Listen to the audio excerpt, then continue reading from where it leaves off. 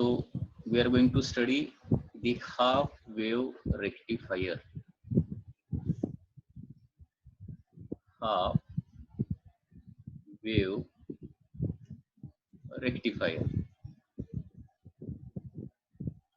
So what is the rectifier? The device which convert AC into DC. The device which convert alternating current into direct current. Okay, or the device which convert alternating current into unidirectional current. Okay, that is called as rectifier. That is called as rectifier. And there are two types of rectifier. First is the half wave rectifier, and second is the full wave rectifier. Okay, so construction of the half wave rectifier is like this.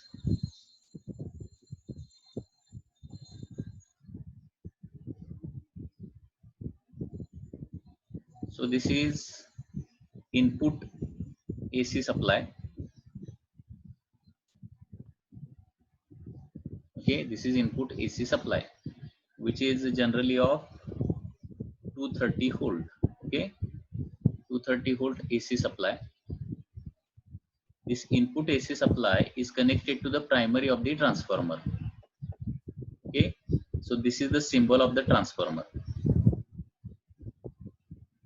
This is symbol of the transformer. Okay, so what is the use of transformer? हा transformer काय करतो? हाय व्होल्टेजचं low voltage मध्ये conversion करतो. म्हणजे 230 volt is a very high voltage. लक्षात घ्या. हे डायरेक्टली जर डायोडला दिलं तर डायोड काय होऊ शकतो? बर्न होऊ शकतो, डॅमेज होऊ शकतो. ओके, आणि तो डायोड डॅमेज न होण्यासाठी काय करावं लागेल? हाय व्होल्टेजचं लो व्होल्टेज मध्ये कन्वर्जन करावं लागेल. This is a step down transformer. Okay, so step down transformer काय करतो? 230 व्होल्टचं 6 व्होल्ट, 12 व्होल्ट किंवा 3 व्होल्ट मध्ये कन्वर्जन करणार आहे. So AC is converted to the AC. Now this is called as secondary coil of the transformer. आता secondary coil ला दोन एंड्स असणार आहेत. Okay, S1 and S2. Secondary coil has two ends, S1 and S2. S1 is connected to a diode D, and other end of this diode is connected to S2 through a load resistance RL. Load resistance मधून डायोडचं दुसरं end जे आहे ते S2 ला connect केलेलं असणार आहे. लक्षात येते का? So S1 of the S1 end of the secondary coil. Okay, he secondary coil आहे. लक्षात घ्या. सेकंडरी कॉइलला दोन एंड असणार आहेत, S1 S2. ठीक आहे. S1 is connected to the P side of the diode, and N side of the diode is connected to the S2 through a load resistance. आता हा लोड रेजिस्टन्स म्हणजे काय असणार आहे? तुमचं एखादं इलेक्ट्रॉनिक इक्विपमेंट असेल. Okay, electronic appliance, electronic gadget किंवा इक्विपमेंट एखादा असणार आहे. ओके, आता याला this is the construction of the half wave rectifier. Construction लक्षात आलं का बघा? Okay, so input high voltage AC supply. Okay, so here there is a input high voltage AC supply is connected to the primary of the transformer. It is connected to the primary of the transformer.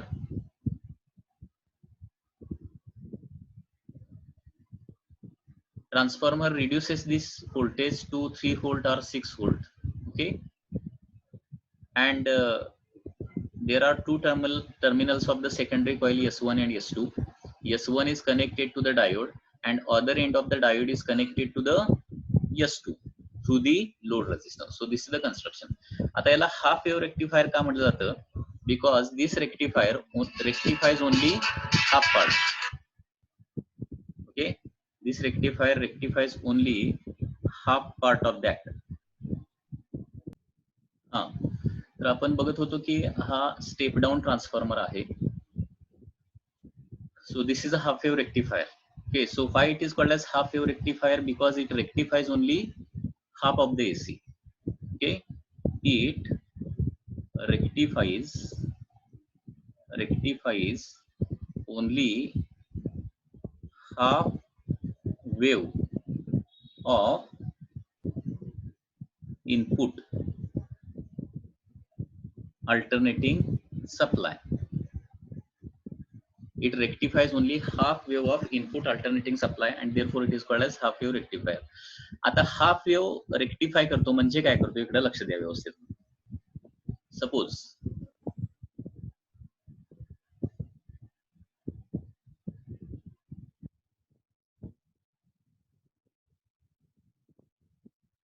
This is input supply.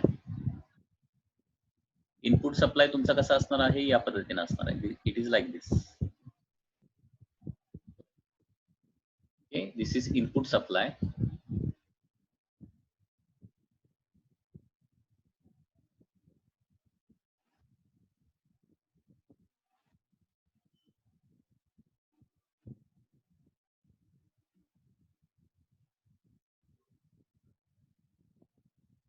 So this is input. So alternating supply is represented like this. Input AC supply. So voltage काय होणार लक्षात घ्या इथं. Input म्हणजे alternating supply का म्हणतो कारण याला इनिशियली व्होल्टेज 0 असणार. ते वाढत वाढत जाऊन प्लसला मॅक्सिममला जाणार. परत काय होणार आहे कमी होत जाऊन 0 ला जाणार आहे. परत काय होणार आहे निगेटिव्हला मॅक्सिमम जाणार. बरोबर आहे ना. अल्टरनेटिंग सप्लाय मध्ये व्होल्टेज काय होतं प्लस मायनस होत असतं म्हणजे प्लस मायनस 230 म्हणजे 0 व्होल्ट वाढत जाऊन प्लस 230 व्होल्ट होणार. मग परत काय होणार आहे प्लस 230चं 0 होणार, 0चं मायनस 230 होणार, मायनस 30चं परत 230 होणार आहे. या पद्धतीने कंटिन्युअसली चेंज होणार आहे लक्षात घ्या. आणि इथून इथपर्यंतचा पार्ट लक्षात घ्या. याला एक सायकल असं म्हणतो.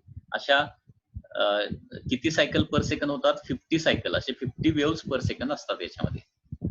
दिस इज इनपुट. आता आउटपुट वेव्ह फॉर्म कसा येणार लक्षात घ्या. आणि त्याच्यामुळे याला हाफ वेव्ह रेक्टिफायर असं म्हणलं जातं.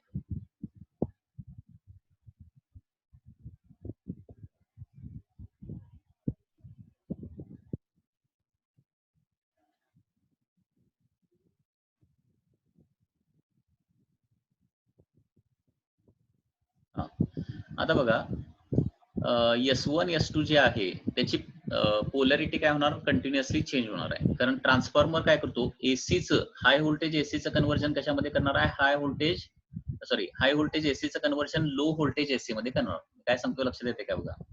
हा जो मधला ट्रान्सफॉर्मर आहे this is called as transformer.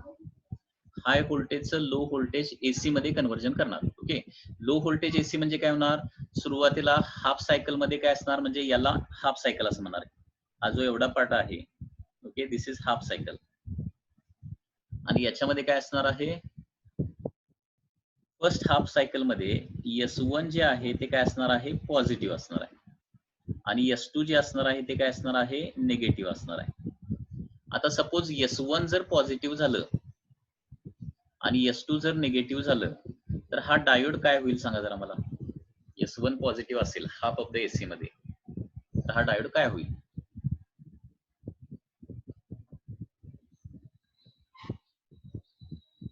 Forward bias होईल का रिव्हर्स बायस होईल.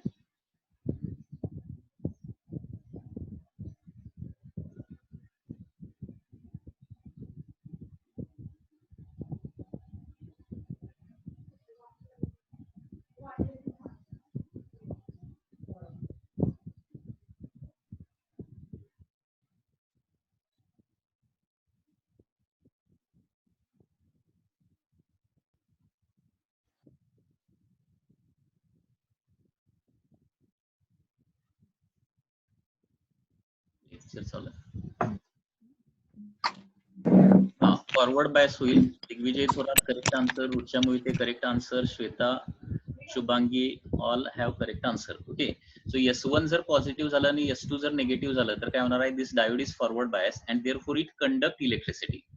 आणि इलेक्ट्रिसिटी कंडक्ट करणार म्हणजे काय होणार याच्यामधून करंट जो आहे तो पास होऊ शकणार आहे आणि त्याच्यामुळे काय होणार आहे हा वेव्हचा जो पार्ट आहे तो ऍज इट इज प्रोड्यूस होणार.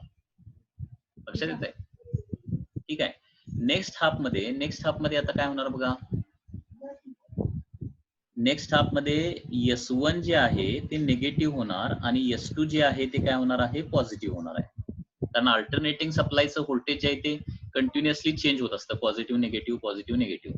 ओके, आता काय झालं बघा जर S1 जर काय झालं आता निगेटिव्ह झालं आणि S2 जर काय झालं पॉझिटिव्ह झालं तर हा डायोड आता काय होणार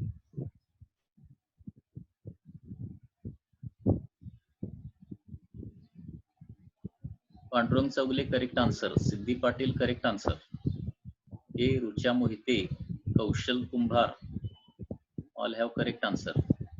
ओके, म्हणजे हा रिव्हर्स बायस होणार. आता डायोड रिव्हर्स बायस झाला तर तो इलेक्ट्रिसिटी कंडक्ट करतो का? नाही करत. त्याच्यामुळं डायोड मधून काहीही करंट पास होणार नाही, म्हणजे लोड रेझिस्टन्स मधून देखील काही करंट पास होणार नाही. So therefore there is a no current in this part.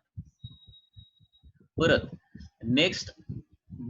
Next part मध्ये, म्हणजे एवढ्या पार्ट मध्ये, या पार्ट मध्ये काय होणार, परत S1 आता पॉझिटिव्ह होणार आणि S2 काय होणार आहे, निगेटिव्ह होणार.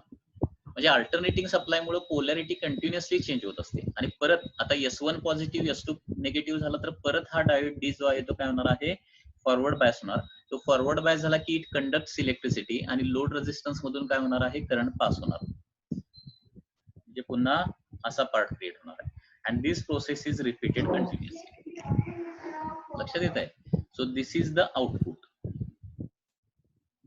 सो इनपुट जे आहे ते या पद्धतीने असणार आहे. Input is like this. Okay, he full wave असणार आहे. आणि आउटपुट मध्ये बघितलं तर तुम्हाला फुल वेव्ह प्रोड्यूस झालेली दिसत नाही, it is a half wave. आणि लोड रेझिस्टन्स मधून करंट कसा फ्लो होतोय, फक्त डाऊनवर्ड डायरेक्शन करंट फ्लो होतोय, बरोबर आहे ना? अपवर्ड डायरेक्शन कधीच फ्लो होत नाही. म्हणजे लोड रेझिस्टन्स मधला करंट जो आहे तो कसा आहे, युनि डायरेक्शनल करंट आहे. Okay, it is unidirectional current. आणि युनि डायरेक्शनल करंटला आपण डीसी करंट म्हणू शकतो, म्हणजे एकाच डायरेक्शन फक्त करंट फ्लो होतोय. म्हणजे जेव्हा S1 पॉझिटिव्ह असेल त्याच वेळी करंट काय होणार आहे, लोड रेझिस्टन्स मधून, आणि तो पण फक्त डाऊनवर्ड डायरेक्शन मधून पास होणार आहे. ठीक आहे, म्हणजे हा लोड रेझिस्टन्स डायरेक्टली, म्हणजे विदाउट डायोड जर डायरेक्टली आपण S1 S2 मध्ये जोडला असता तर काय झालं असतं, S1 पॉझिटिव्ह S2 निगेटिव्ह असताना डाऊनवर्ड करंट फ्लो झाला असता. S2 पॉझिटिव्ह झाला असतं आणि S1 निगेटिव्ह झालं असतं तर अपवर्ड करंट फ्लो झाला असता. म्हणजे करंट जो आहे तो कंटिन्युअसली अप अँड डाऊन काय झाला असता, फ्लो झाला असता. म्हणजे लोड रेझिस्टन्स मधला करंट कसा असता, अल्टरनेटिंग असता. जर डायोड नसता तर काय झाला असता, लोड रेझिस्टन्स मधला करंट अल्टरनेटिंग राहिला असता. ठीक आहे, डायोड टाकल्यामुळे काय झालं, लोड रेझिस्टन्स मधला करंट फक्त आणि फक्त डाऊनवर्डच राहतोय, अपवर्ड कधीही क्रिएट होत नाही. आणि फक्त एका डायरेक्शनल करंट असणं म्हणजे काय म्हणलं याचं, त्याला युनि डायरेक्शनल करंट असं म्हणायचं. आणि युनि डायरेक्शनल करंटलाच आपण डीसी करंट असं म्हणतो. So this is the concept of half wave rectifier. Okay, half wave रेक्टिफायरची कन्सेप्ट पुन्हा एकदा एक्सप्लेन करतो मी. ओके, व्यवस्थित लक्ष द्या, कन्सेप्ट कशी आहे बघा. हाफ वेव्ह रेक्टिफायर, तर हाफ वेव्ह रेक्टिफायर मध्ये काय केलेलं असतं, input high voltage AC supply. पुन्हा एकदा बघा, this input high voltage AC supply is given to, कुठं दिलेलं असतं हे, it is connected to primary coil of a step down transformer. आता हा स्टेप डाऊन ट्रान्सफॉर्मर काय करतो, हाय व्होल्टेज अल्टरनेटिंग सप्लायचं लो व्होल्टेज अल्टरनेटिंग सप्लाय मध्ये कन्व्हर्जन करतो. काय करतो, हाय व्होल्टेज अल्टरनेटिंग सप्लायचं लो व्होल्टेज अल्टरनेटिंग सप्लाय मध्ये कन्व्हर्जन करतो. आणि ती गरज का आहे, कारण 230 व्होल्ट ऍज इट इज जर डायोडला दिला तर डायोड हा बर्न होतो, कारण डायोड हा हाय व्होल्टेज सस्टेन करू शकत नाही, तो बर्न होतो. ओके, सो हा स्टेप डाऊन ट्रान्सफॉर्मर काय करणार आहे, 230 व्होल्टचं 6 व्होल्ट, 3 व्होल्ट किंवा 12 व्होल्ट. म्हणजे आपल्या इलेक्ट्रॉनिक गॅजेटला साधारणपणे व्होल्टेज किती लागतं, तर एक तर ते 3 व्होल्ट असणार किंवा 6 व्होल्ट असणार किंवा 12 व्होल्ट असणार आहे. एवढंच साधारणपणे व्होल्टेज लागतं आणि तेवढ्या व्होल्टेजला तो आणून ठेवतो. परंतु हे सेकंडरी कॉइलला प्रोड्यूस झालेलं व्होल्टेज ते काय असणार आहे, परत ते plus minus for example 6 volt असणार आहे, प्लस मायनस 6 व्होल्ट. म्हणजे ट्रान्सफॉर्मर फक्त काय करतो, हाय व्होल्टेज अल्टरनेटिंग सप्लायचं conversion low voltage alternating supply मध्येच करतो. म्हणजे आपल्याला आउटपुटला अल्टरनेटिंग सप्लायच असणार आहे, फक्त तो लो असणार आहे. ठीक आहे, आणि हा जो आता मग पुढे काय केलेलं आहे बघा, S1 of the secondary coil, S1 end of the secondary coil is connected to the diode D and other end of the diode is connected to the S2 of the secondary coil through a load resistance. Load resistance मधून जोडलेला आहे, लक्षात घ्या. ठीक आहे, आता डायोडला जो input waveform जो असणार आहे तो या पद्धतीने असणार आहे, it is like this input waveform. Okay, input waveform कसा असणार आहे, अल्टरनेटिंग. म्हणजे फर्स्ट हाफ मध्ये काय असणार आहे, S1 positive S2 negative, second half मध्ये S1 negative S2 positive, third half मध्ये परत S1 positive S2 negative, okay, fourth half मध्ये परत S1 निगेटिव्ह S2 पॉझिटिव्ह, असं कंटिन्युअसली अल्टरनेट होत असणार आहे पोलॅरिटी. ठीक आहे. आता first half of the AC मध्ये म्हणजे फर्स्ट हाफ मध्ये काय होणार आहे, S1 is positive S2 is negative. When S1 is positive and S2 is negative, diode D is forward bias and therefore it conducts electricity. आणि diode मधून current pass होणार म्हणजे S1 पासून S2 पर्यंत जाणार, म्हणजे लोड रेझिस्टन्स मधून downward direction current जाणार आहे. ठीक आहे. नेक्स्ट हाफ मध्ये काय होणार आहे, S2 is positive and S1 is negative and therefore this diode is reverse bias. Diode reverse bias असेल तर it acts as a open switch म्हणून सांगितलंय, म्हणजे त्या सर्किटमध्ये करंट फ्लोच होणार नाही, म्हणजे लोड रेझिस्टन्स मधून अपोजिट डायरेक्शन करंट फ्लो होऊ शकणार नाही रिव्हर्स बायस झाल्यामुळे. ठीक आहे. आणि परत नेक्स्ट हाफ मध्ये S1 पॉझिटिव्ह S2 निगेटिव्ह झाल्यावर पुन्हा एकदा diode becomes forward bias. It conduct electricity. Once again current through the load resistance flows in downward direction. म्हणजे इनपुट वेव्हफॉर्म अल्टरनेटिंग जरी असला तरी लोड रेझिस्टन्स मधून मात्र करंट फक्त डाऊनवर्ड डायरेक्शनच फ्लो होतोय. ओके. आणि इथं लक्षात घ्या की जी इनपुट फुल वेव्ह आहे त्याचं काय होतंय, आउटपुट मध्ये हाफ वेव्हच रिप्रोड्यूस झाली आहे and therefore it is called as half wave rectifier. लक्षात आलं का बघा, it rectifies only half wave of input AC supply and therefore it is called as half wave rectifier. सगळ्यांना लक्षात आली का ही कन्सेप्ट?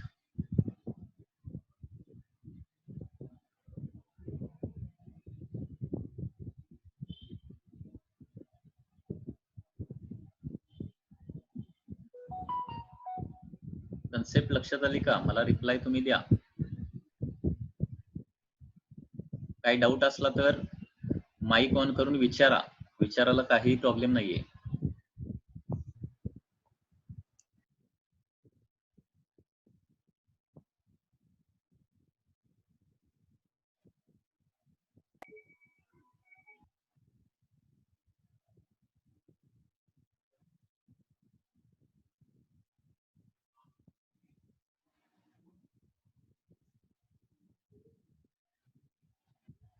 आदिती गवळी जरा माईक ऑन करून विचार, कुठं समजलेलं नाही तेवढाच पार्ट विचारा. पांडुरंग चौगले काय प्रॉब्लेम असेल तर विचारा.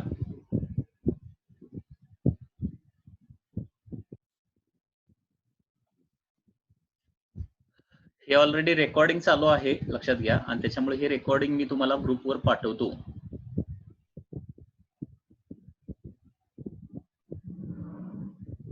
त्याच्यामुळे नंतर देखील रेकॉर्डिंग बघू शकताय. परंतु याचा मिनिंग असा नाहीये की लेक्चरला लक्ष द्यायचं नाही. लेक्चरला लक्ष द्या. युनिडायरेक्शनल काय आहे? युनिडायरेक्शनल म्हणजे एका पर्टिक्युलर डायरेक्शन करंट फ्लो होतो. म्हणजे हा जो लोड रेझिस्टन्स आहे लक्षात घ्या, हा जो लोड रेझिस्टन्स आहे तो लोड रेझिस्टन्स मध्ये suppose this is end A, this is end B, तर करंट तुम्हाला A to B या डायरेक्शनच फक्त फ्लो होताना दिसणार आहे लोड रेझिस्टन्स मधून या डायोडमुळे. ओके.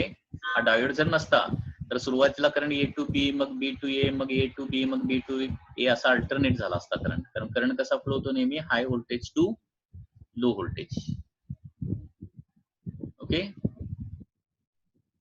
कारण अनेक इलेक्ट्रॉनिक गॅजेट जे आहेत त्याच्यामध्ये फक्त एका डायरेक्शनल करंट असेल तर ते वर्क होतात, अदरवाइज वर्क होत नाहीत, हे लक्षात घ्या. नेक्स्ट आपण स्टडी करूया, that is full wave rectifier. Full wave rectifier. आता फुल वेव्ह रेक्टिफायरची तुम्ही डेफिनेशन सांगा बघूया मला, काय असेल definition full wave rectifier?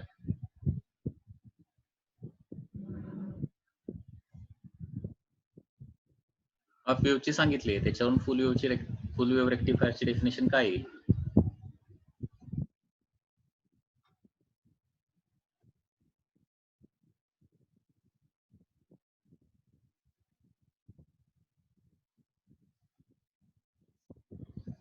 Correct.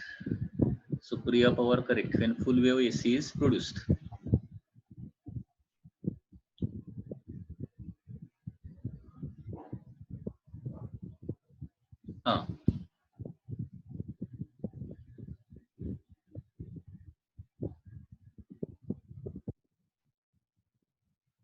सिद्धी, मानसी, सुश्रुत, सेजल, सुप्रिया यांनी करेक्ट आन्सर दिलेले आहेत. ओके, हाफ वेव्ह रेक्टिफायर काय करतो? Only half of the input is produced. Okay, आणि फुल वेव्ह रेक्टिफायर काय करणार आहे? इनपुटची पूर्ण वेव्ह काय करतो? प्रोड्यूस करतो. फुल wave rectifier. The rectifier definition असे येणार आहे याची. The rectifier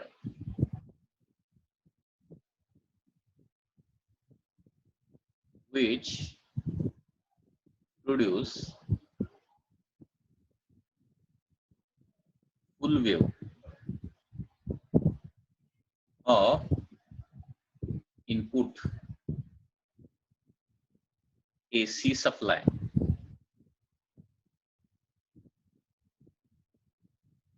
is called as full wave rectifier.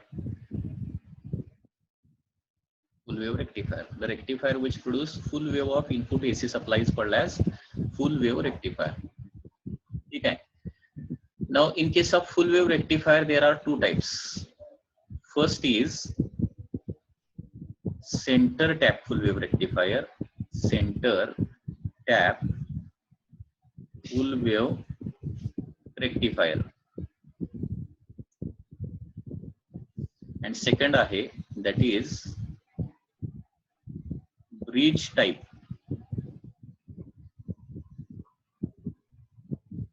Bridge type full wave rectifier. Okay, center tap full wave rectifier and bridge type full wave rectifier. Okay, तर board एक्झामला फक्त आपल्याला centre tap full wave rectifier असणार आहे. Bridge type rectifier फक्त आपल्याला नीट point of view आहे, लक्षात घ्या. तर दोन्हीचं आपण फंक्शन बघूया.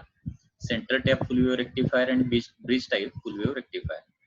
आता first of all we are going to study centre tap full wave rectifier.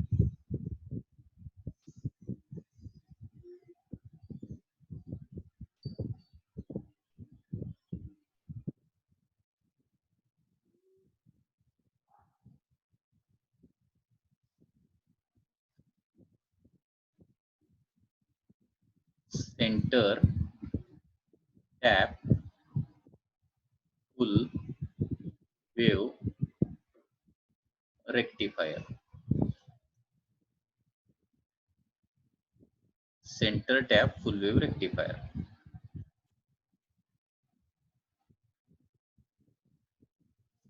So construction of center tap full wave rectifier, it is like this.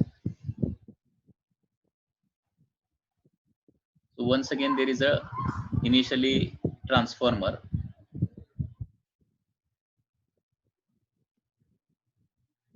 There is a step down transformer. Step down transformer चा function काय आहे हे तुम्हाला मी already सांगितलेलं आहे.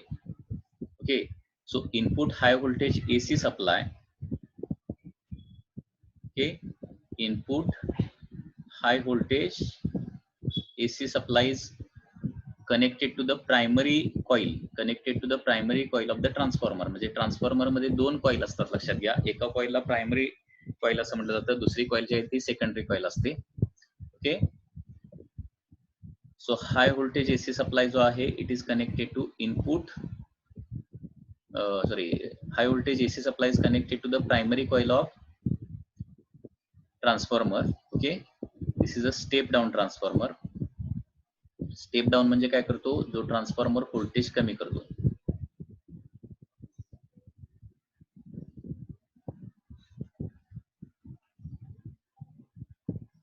And therefore this step down transformer produces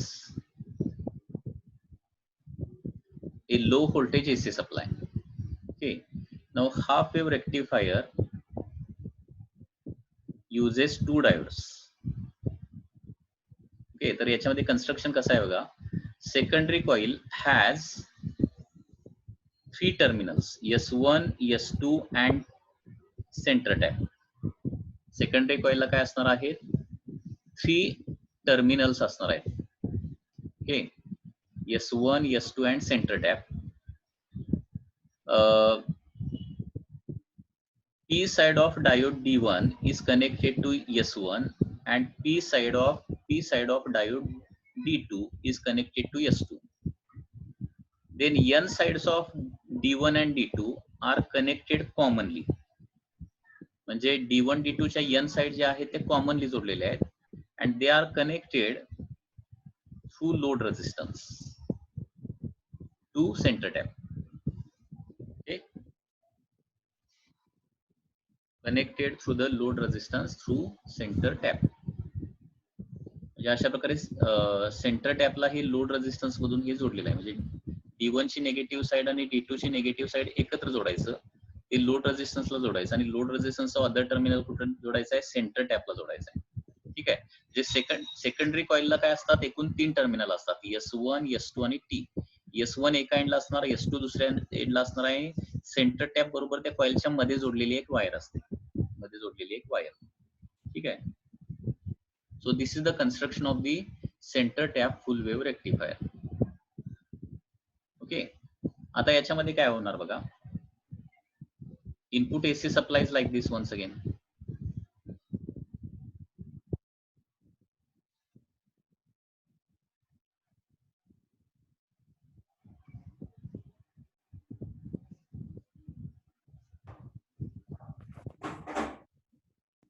So this is the input AC supply and output will be like this.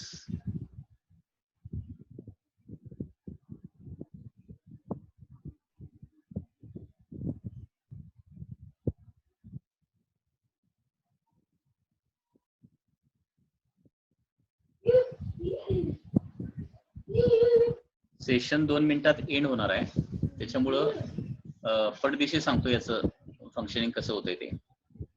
हा, तर त्याच्यामध्ये सुरुवातीला हाफ मध्ये काय होणार आहे, S1 पॉझिटिव्ह असणार आहे आणि S2 आणि T with respect to that काय असणार आहे, निगेटिव्ह असणार आहे. आता S1 पॉझिटिव्ह झालं तर काय होणार, D1 फॉरवर्ड बायस होणार आणि D2 काय होणार आहे, S2 निगेटिव्ह असल्यामुळे D2 रिव्हर्स बायस होणार and therefore D1 conduct electricity and current flows through load resistance through center tap like this.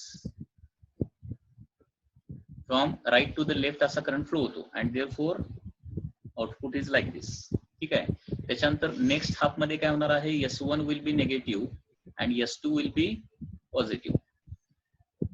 आता S1 निगेटिव्ह S2 पॉझिटिव्ह झालं तर काय होणार आहे, D2 आता फॉरवर्ड बायस होणार आणि D1 काय असणार आहे, रिव्हर्स बायस असणार आहे आणि त्याच्यामुळे D2 फॉरवर्ड बायस झाल्यामुळे D2 मधून करंट असा येणार आहे आता इकडे आणि पुन्हा लोड रेझिस्टन्स मधून सेंटर टॅप मधून पुढे सरकणार आहे, लक्षात घ्या. ठीक आहे, म्हणजे पुन्हा एकदा लोड रेझिस्टन्स मधून करंट कसा फ्लो होतो, राईट टू लेफ्टच या पद्धतीनं, म्हणजे त्याच्यामुळे वेव्ह फॉर्म पुन्हा असा क्रिएट होणार आहे. नेक्स्ट हाफ मध्ये काय होणार आहे, S1 पॉझिटिव्ह S2 निगेटिव्ह, म्हणजे once again S1 positive S2 negative झालं तर D1 is forward bias and D2 is reverse bias.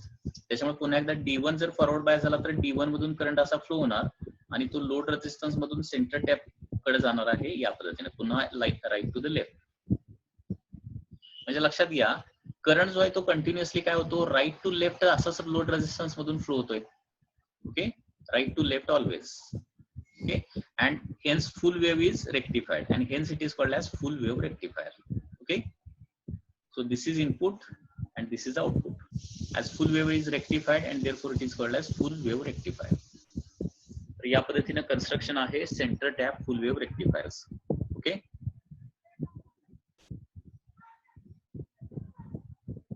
परत तुम्हाला लॉग इन करायचं आहे.